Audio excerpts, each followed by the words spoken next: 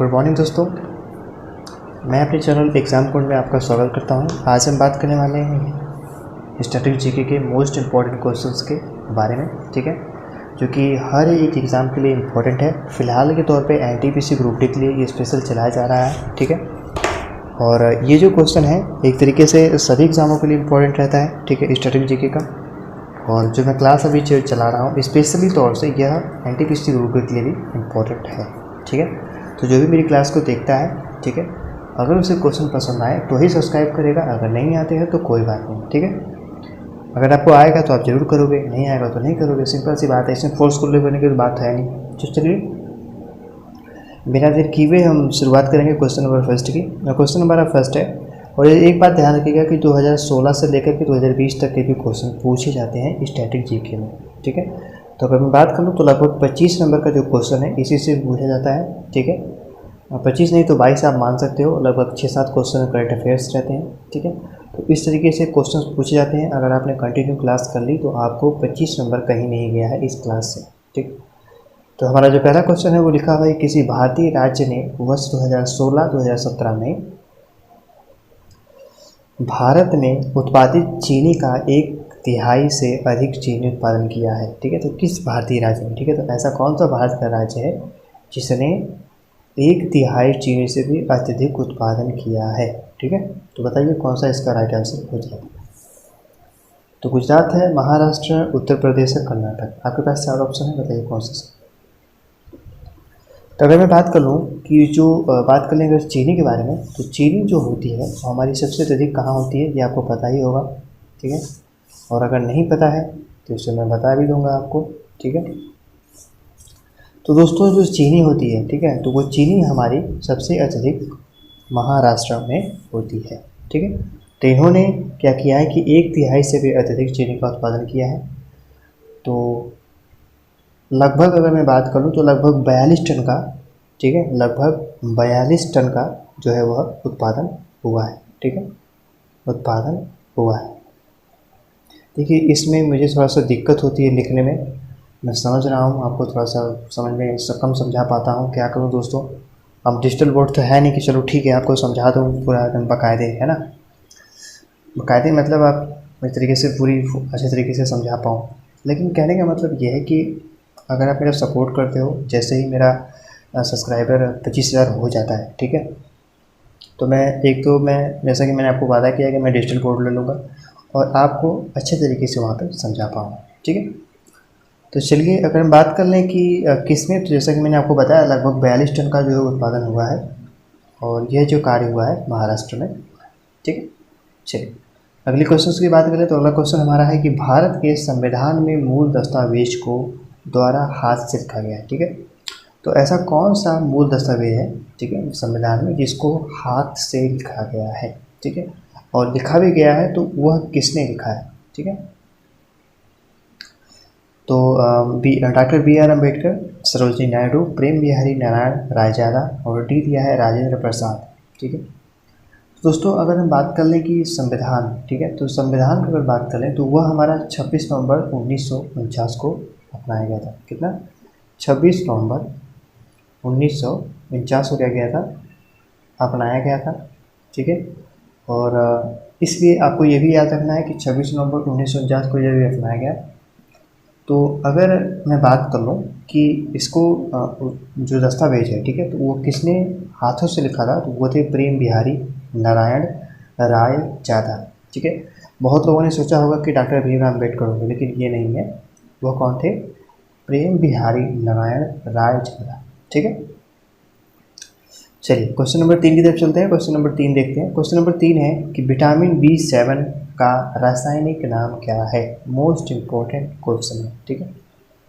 तो मैं आपसे हर बार कहूँगा कि इसमें से अगर इस क्लास को लेते हैं तो 25 नंबर आपका क्या है, फिक्स, ठीक है। क्या बोलते हैं इसको, फिक्स मतलब पक्का है, ठीक है ना। क्या है दोस्तों, फिक्स है। 25 नंबर आपका पक्का है अगर इस क्लास को लेते हैं तब।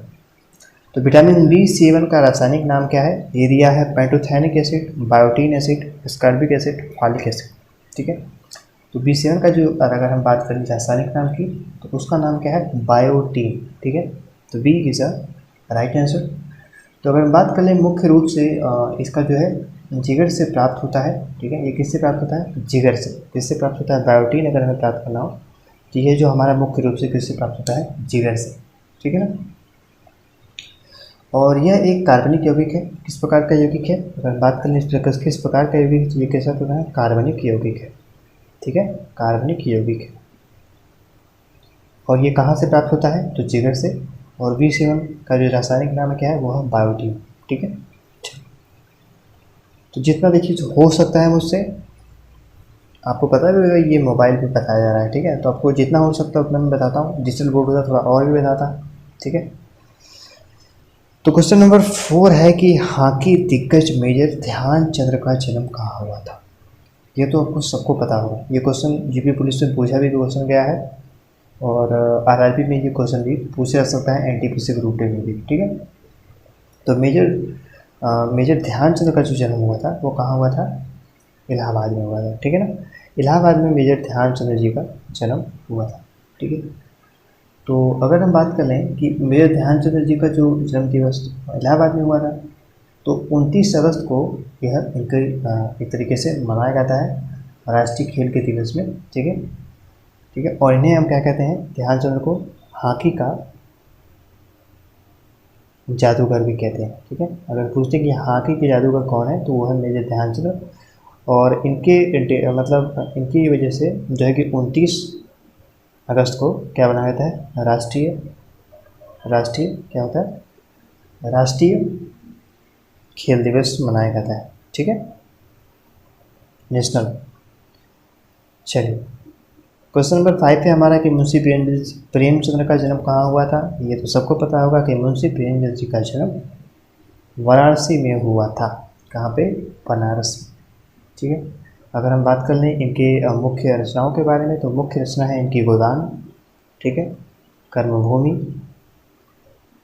भूमि, ठीक है, गोदान हो गई, कर्मभूमि हो गई, सेवा हो गया, ठीक है, सदन हो गया, सेवा सदन हो गया, ठीक है। तो इस प्रकार की जो रचनाएं हैं यह इन्होंने लिखी थी। अगर बता दें कि ये कौन से ग्राम में पैदा हुए थे, तो ये हुए थे लमही ग्राम में, ठीक है। कौन से गांव में? लमही में। बनारस में कौन सा गांव है? कोई लमही ग्राम है, वहाँ पर यह पैदा हुए थे, ठीक है। बस। और एक बात और इनके बारे में आप देखिएगा कि जो इनका जो मूल नाम था वो क्या था? धनपत राय। क्या नाम था? धनपत राय, ठीक है। ये भी क्वेश्चन पूछ सकता है कि प्रेमचंद्र जी का मूल नाम क्या था, तो मूल नाम था धनपत राय, ठीक है। चलिए क्वेश्चन नंबर 6 की बात करते हैं। 6 नंबर क्वेश्चन हमारा है, क्वेश्चन नंबर हमारा 6 है कि निम्नलिखित में से कौन सा उत्तर प्रदेश का सबसे पुराना विश्वविद्यालय है? बहुत अच्छा क्वेश्चन। ये क्वेश्चन यूपी में पूछा गया क्वेश्चन है, यूपी पुलिस में, यूपीएसआई में भी पूछा गया क्वेश्चन है, और ये क्वेश्चन आरआरबी एनटीपीसी, ठीक है, और ग्रुप डी में ये क्वेश्चन पूछा जाएगा, ठीक है। तो सबसे पुराने विश्वविद्यालय की बात करें तो ए दिया है अलीगढ़ मुस्लिम विश्वविद्यालय, बी दिया है बनारस हिंदू विश्वविद्यालय, सी दिया है महात्मा गांधी काशी विद्यापीठ, और दिया है कि इलाहाबाद केंद्रीय विश्वविद्यालय, ठीक है। तो बात कर लें कि जो सबसे पुराना विश्वविद्यालय था वो था अलीगढ़ मुस्लिम विश्वविद्यालय, सबसे पुराना विश्वविद्यालय है, ठीक है। चलिए नेक्स्ट क्वेश्चन हमारा है कि उत्तर प्रदेश के किस शहर को पूर्व का ग्रास के नाम से जाना जाता है? बहुत अच्छा क्वेश्चन है कि पूर्व का ग्रास किस मतलब जो किस शहर को माना जाता है, जो कि उत्तर प्रदेश का कोई शहर है, ठीक है, बताइए। तो ये है गोरखपुर, मुरादाबाद, बनारस और कन्नौज, ठीक है, पूर्व का ग्रास, ठीक है। अगर हम बात कर लें कि पूर्व का ग्रास, तो इसे हम कन्नौज से नाम से जानते हैं। कन्नौज में पूर्व ग्रास जो इसको नाम से जानते हैं। और यहाँ का जो कन्नौज का जो हमारा इत्र है, ठीक है, इत्र मतलब इत्र जो एक तरीके से परफ्यूम होता है, ठीक है, वह वहाँ का बहुत ही फेमस है, ठीक है। तो इस तरीके से अगर हम बात करें तो कन्नौज को हम क्या कहते हैं? इत्र का शहर भी कहते हैं, ठीक है। वहाँ पर इत्र बहुत अत्यधिक बनता है, इसलिए हम पूर्व का ग्रास भी से कहते हैं, इत्र का शहर भी कहते हैं, ठीक है। और यहाँ कोई अगर फेमस चीज़ की बात करें तो वो कौन सा हमारा है? इत्र, ठीक है। चलिए ये क्वेश्चन हो गया। अब क्वेश्चन नंबर 8 चलते हैं। क्वेश्चन नंबर 8 है हमारा कि किस पड़ोसी देश को land of the thunder dragon कहा जाता है। ठीक है, land of the thunder dragon, Burma को, नेपाल को, बांग्लादेश को, भूटान को। बहुत ही अच्छा क्वेश्चन है। और ड्रैगन से इसमें कहीं चीन नहीं दिया है, नहीं तो आप लोग चीन लगा देते। ठीक है, तो बताइए, बर्मा है, बांग्लादेश है, नेपाल है और भूटान है। ठीक है, बर्मा है, बर्मा का पुराना नाम क्या है? म्यांमार, नया नाम हमारा म्यांमार है। ठीक है, पहले बर्मा था। तो अगर हम बात कर लें कि किससे जाना जाता है land of the third dragon, तो थर्ड ड्रैगन जाना जाता है भूटान को। ठीक है, किसको? भूटान को। ठीक है, यह हमारे देश का पड़ोसी हमारे देश का पड़ोसी देश है, जो छोटा सा देश है। ठीक है, तो यहाँ पर क्या बोलते हैं हम, land of the third dragon के नाम से जाने जाते हैं इसको नाम से। ठीक है, चलिए एक और क्वेश्चन नंबर 9 है। क्वेश्चन नंबर 9 है कि वर्ष 2017 में कजुआ इशिगुरो को किस विधा में नोबेल पुरस्कार मिला था? ठीक है, जो कजुआ इशिगुरो थे उन्हें किस विधा में नोबेल पुरस्कार मिला था, मतलब किस चीज़ के लिए उनको पुरस्कार दिया। ठीक है, रसायन विज्ञान के लिए, भौतिक विज्ञान के लिए, गणित के लिए, साहित्य के लिए। 4 ऑप्शन है 2017 में कजुआ इशिगुरो। ठीक है, ये भी क्वेश्चन पूछ सकता है एनटीपीसी ग्रुप डी में। बताइए कौन सा राइट आंसर है। तो दोस्तों अगर मैं बात करूँ तो इन्हें मिला था क्या? साहित्य नोबेल पुरस्कार।